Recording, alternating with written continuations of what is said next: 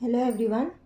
हम लोग class 10th के चैप्टर 9 को कंप्लीट कर रहे हैं और चैप्टर 9 में हम लोगों ने क्वेश्चन नंबर 8 तक सॉल्व कर लिया 9.1 एक्सरसाइज का। Now question number 9 is the angle of elevation of the top of the building from the foot of the tower is 30 degree and the angle of elevation of the top of the tower from the foot of the building is 60 degree. If the tower is 50 meter high, find the height of the building. अब यहाँ पर आपको question में दो चीज़ें दी हुई हैं, एक तो बिल्डिंग गिवन है और दूसरा गिवन है टार। ठीक है, बिल्डिंग और टार में आपको मालूम है कि जो बिल्डिंग की हाइट होगी डेफिनेटली वो उससे कम होगी। तो जब आप डायग्राम बनाएंगे तो ये आपका बिल्डिंग हो गया और टार सपोज करो आपने ये बनाया। ठीक है, अब इसको नेमिंग दे देनी है। A B is building and C D क्या है, टार आपने माना। ठीक है, अब आगे बढ़ते हैं। The angle of elevation of the top of the building from the foot of the tower is 30 degree. अब टार के फुट से टॉप, बिल्डिंग के टॉप पर जो एंगल ऑफ एलिवेशन बन रहा है वो 30 डिग्री का बन रहा है। ठीक है, इसको यहाँ से ज्वाइन कर दीजिए तो आपको ये बेस मिल जाएगा। ओके, अब यहाँ पर देखिए टार के फुट से बिल्डिंग के टॉप पर है ना, angle of elevation of the top of the building from the foot of the tower. Tower के फुट से बिल्डिंग के टॉप पर जो एंगल ऑफ एलिवेशन बन रहा है वो बन रहा है 30 डिग्री। ठीक है, अब and the angle of elevation of the top of the tar from the foot of the building is 60 degree.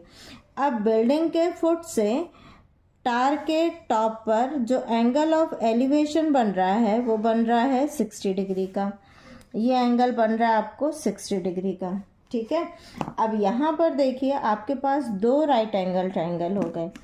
एक right angle triangle A B D हो गया, ए बी डी, ये राइट एंगल ट्रायंगल हो गया।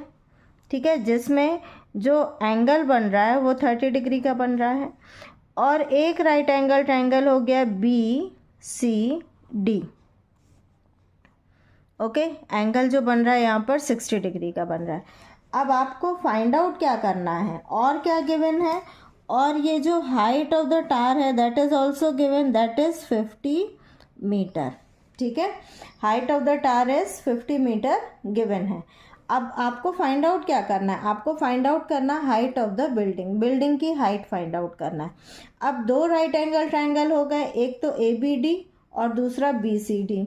ठीक है, इन दोनों को हम लेंगे और इन दोनों की हेल्प से इसकी वैल्यू को फाइंड आउट करेंगे। अब इसमें जब आप देख रहे हो कि जब आप ए बी डी कंसिडर कर रहे हो तो बी डी बेस जो है वो इस ट्रायंगल में भी सेम आ रहा है बी डी और इस ट्रायंगल में भी सेम आ रहा है बी डी। ठीक है, हाई इसकी जो डिस्टेंस है टार और बिल्डिंग की डिस्टेंस वो बराबर है। तो यहाँ पर हम मान लेते हैं कि ये x मीटर है और इसकी हाइट मान लेते हैं ये h मीटर है। ठीक है, हमने क्या कंसीडर किया, बिल्डिंग और टार की जो डिस्टेंस है वो x मीटर है और सपोज करो कि जो हाइट ऑफ द बिल्डिंग है वो h मीटर है। अब हम पाइथागोरस थ्योरम का यूज़ करेंगे और ट्रिग्नोमेट्रिक रेशियोज का यूज़ करेंगे, क्योंकि यहाँ पर राइट एंगल ट्रायंगल दिया हुआ है और इसकी वैल्यू को फाइंड आउट करेंगे। ठीक है, अब देखिए, अब यदि हम सबसे पहले ये वाला ट्रायंगल कंसीडर कर लेते हैं तो हमको x की वैल्यू मिल जाएगी, क्योंकि ऑलरेडी आपको परपेंडिकुलर गिवन है। अब इन ट्रायंगल, अच्छा, जब आप इस तरह के क्वेश्चंस को करते हैं तो ये जो भी आपने कंसीडर किया है, जो भी गिवन है उसको स्टेटमेंट में लिख देंगे और जो भी आपने कंसीडर किया उसको भी स्टेटमेंट में लिख देंगे। इतना तो कर लेंगे आप, है ना। मैं सिर्फ इसका सॉल्यूशन आपको एक्सप्लेन कर रही हूँ। अब देखिए in triangle B C D. Okay, अब जब आप ये वाला ट्रायंगल कंसीडर कर रहे हैं, बी सी डी कंसीडर कर रहे हैं, तो एंगल कितने डिग्री का बन रहा है, 60 डिग्री का। तो यहाँ पर बेस फाइंड आउट करना है आपको, परपेंडिकुलर इज गिवन। तो परपेंडिकुलर और बेस में जो रिलेशन बताता है वो कौन सा ट्रिग्नोमेट्रिक रेशियोज बताता है, टेन थीटा।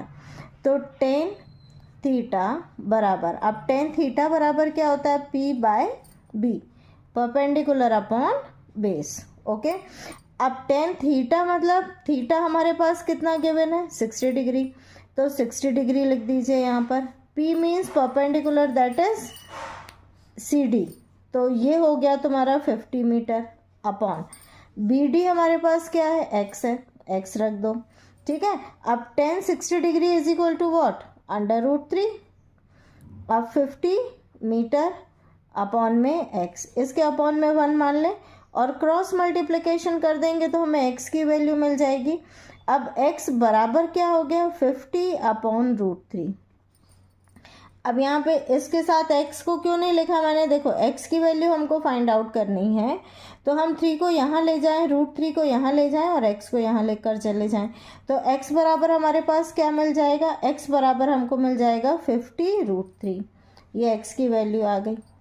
अब नाउ कंसीडर कौन सा ट्राइंगल, नाउ इन ट्राइंगल, अब हमारा दूसरा राइट एंगल ट्राइंगल कौन सा बचा हुआ है, BABD, ये वाला बचा हुआ है। अभी हमने ये वाला कंसीडर किया था।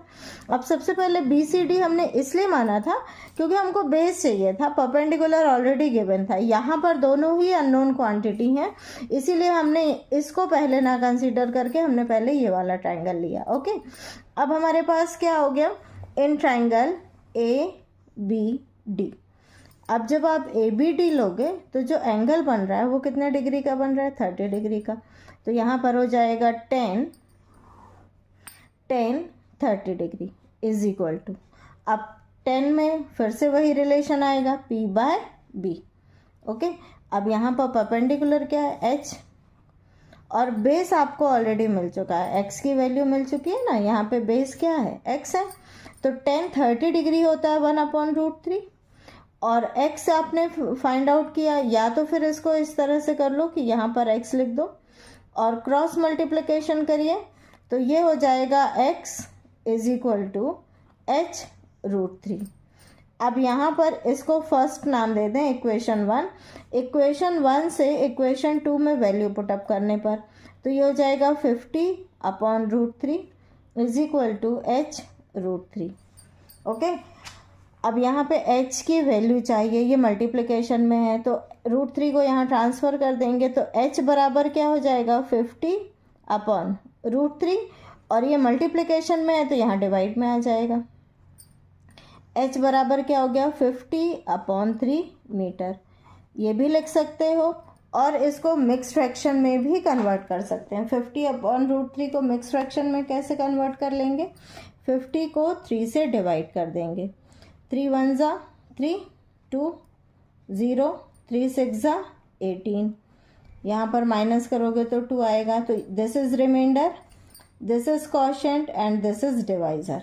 तो मिक्स फ्रैक्शन में और इसको क्या लिख सकते हैं, फॉर्मूला क्या होता है, QR/D होता है मिक्स फ्रैक्शन का। ठीक है, तो यहाँ पर हम इसको लिख सकते हैं, Q मीन्स 16, R मीन्स 2 और अपॉन D मीन्स 3 मीटर।